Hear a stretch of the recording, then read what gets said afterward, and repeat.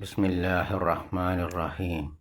ഇന്നൽ ഹംദലില്ലാഹ് വസ്സലാത്തു വസ്സലാമു അലാ റസൂലില്ലാഹ് വഅലാ ആലിഹി വസഹ്ബിഹി അജ്മഈൻ.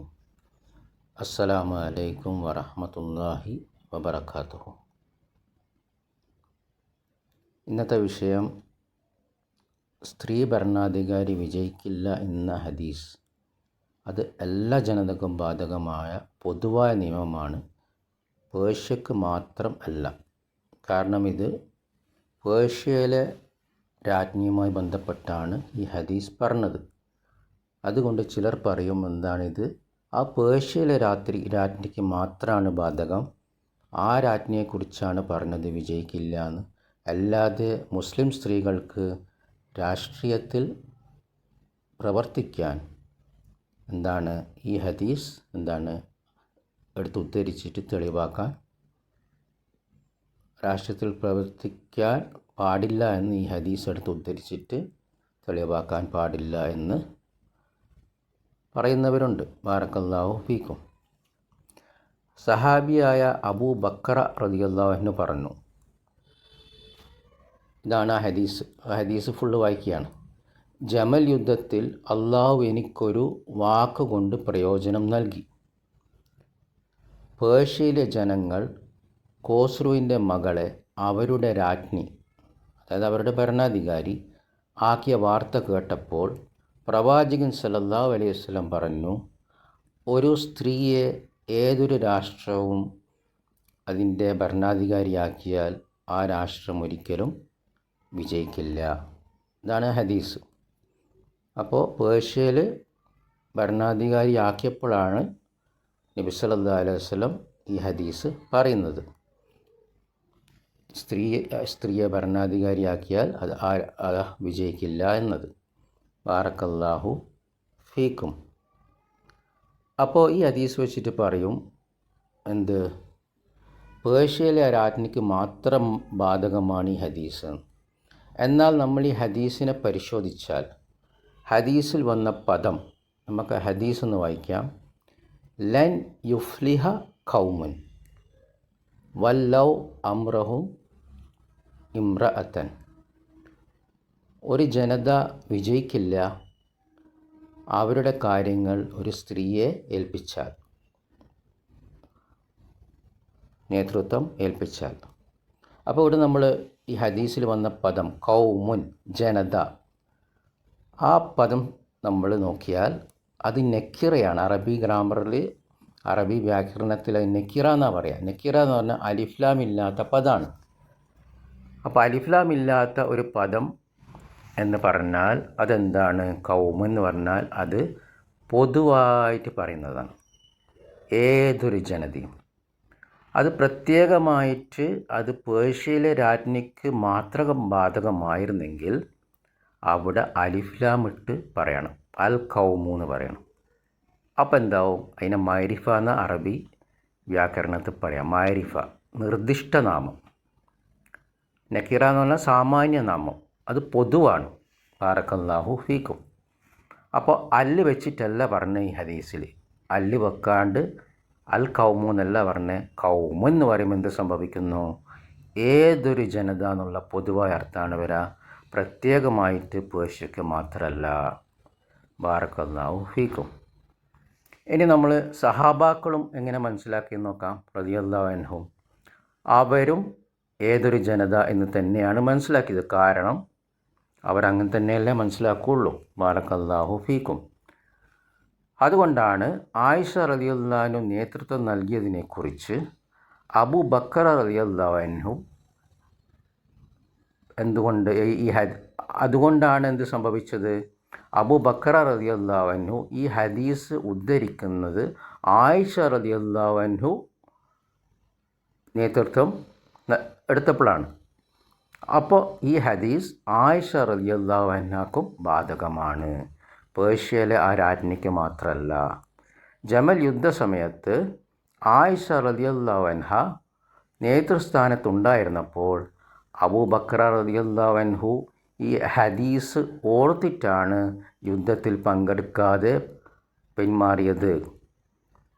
നമ്മൾ വായിച്ചല്ലോ ആ ഹദീസ് പൂർണ്ണമായിട്ട്. ആ ഹദീസിൻ്റെ തുടക്കത്തിൽ എന്താ പറഞ്ഞത്?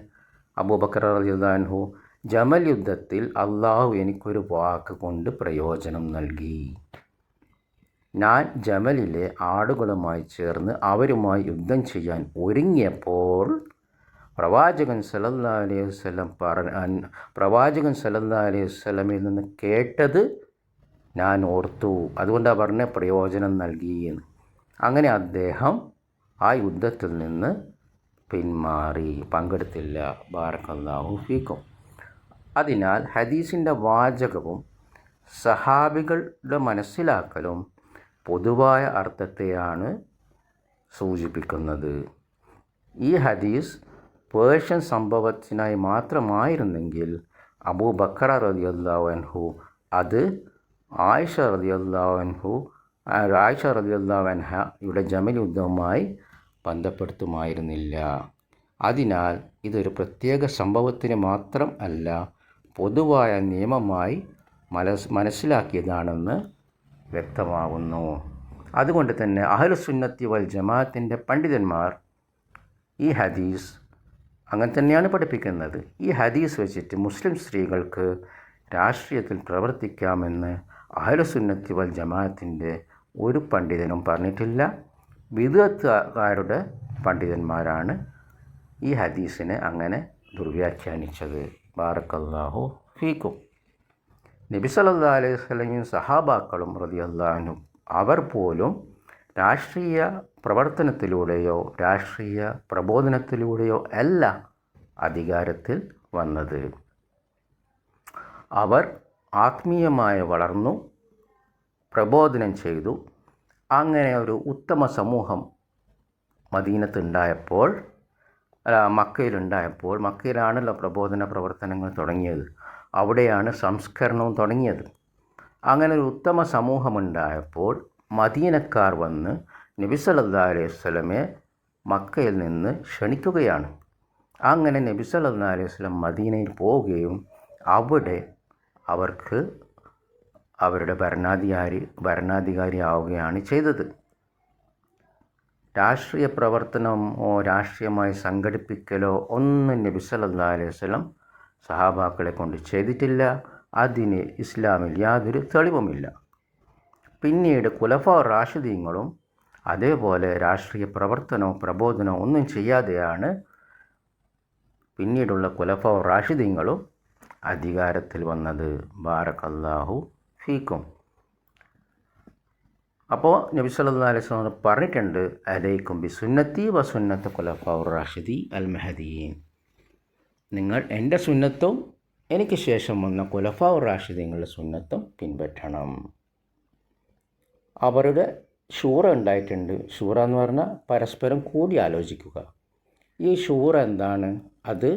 അത് അള്ളാഹുവിൻ്റെ നിയമങ്ങളാണ് അവിടെ നടപ്പിലാക്കുക. ചിലർ പറയും ജനാധിപത്യം ഷൂറയാണ്. അല്ല, ജനാധിപത്യം എന്ന് പറഞ്ഞാൽ ജനങ്ങളുടെ നിയമങ്ങൾ ജനങ്ങൾ നടപ്പിലാക്കുക. ജനങ്ങൾ ഉണ്ടാക്കിയ നിയമങ്ങൾ ജനങ്ങൾക്ക് വേണ്ടി ആണ്. For the people by the people എന്നാണ്. അവിടെ എന്തില്ല? അള്ളാൻ്റെ നിയമങ്ങളല്ല. അതുകൊണ്ട് അവിടെ ജനാധിപത്യവും ഷൂറയും ഒന്നല്ല. മറ്റൊന്ന്, നബി സല്ലല്ലാഹു അലൈഹി വസല്ലം ഹുദൈബിയ സന്ധിയുടെ സമയത്ത് ഉമ്മു സലമ റളിയല്ലാഹു അൻഹയുമായിട്ട് ഒരു വിഷയം ഷൂറ ചെയ്തിരുന്നു. അങ്ങനെ നബി സല്ലല്ലാഹു അലൈഹി വസല്ലം ഉമ്മു സലമ റളിയല്ലാഹുവിൻ്റെ ഉപദേശപ്രകാരം ആ തീരുമാനം നടപ്പിലാക്കുകയും ചെയ്തു. ഇതിനെക്കുറിച്ചും ബിദ്അത്തിൻ്റെ ആളുകൾ പറയും, മുസ്ലിം സ്ത്രീകൾക്ക് രാഷ്ട്രീയത്തിൽ പ്രവേശിക്കാം, പണിയെടുക്കാം എന്നൊക്കെ. ബാറക്കല്ലാഹു ഫീക്കും. ഇതും എന്താണ്? തെളിവല്ല.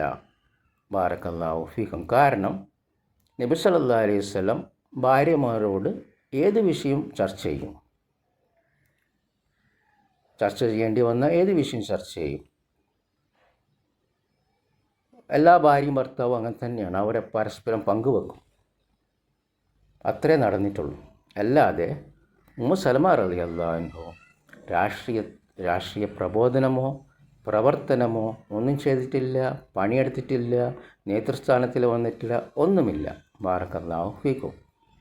പറഞ്ഞല്ലോ, നബി സല്ലല്ലാഹു അലൈഹി വസല്ലം സഹാബത്തും റളിയല്ലാഹു അൻഹു പോലും രാഷ്ട്രീയ പ്രവർത്തനത്തിലൂടെയോ രാഷ്ട്രീയ പ്രബോധനത്തിലൂടെയോ അല്ല അധികാരത്തിൽ വന്നത്.